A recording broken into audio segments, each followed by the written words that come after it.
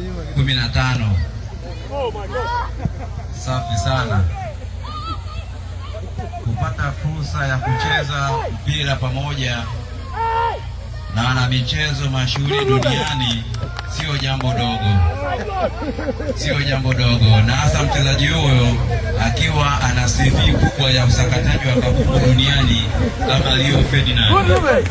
Ninaamini kabisa mpira wanaocheza huu leo vijana hawa ndio chachu ya mabadiliko ya mpira Tanzania kwa miaka ijayo, kwa sababu vijana namna bora ya kujituma na kufanya mazoezi kwa bidii na kuwasikiliza walimu wao kwa nidhamu ya hali ya juu, ili kusudi waje kuwa vijana tegemeo kwa mpira wa miaka michache ijayo.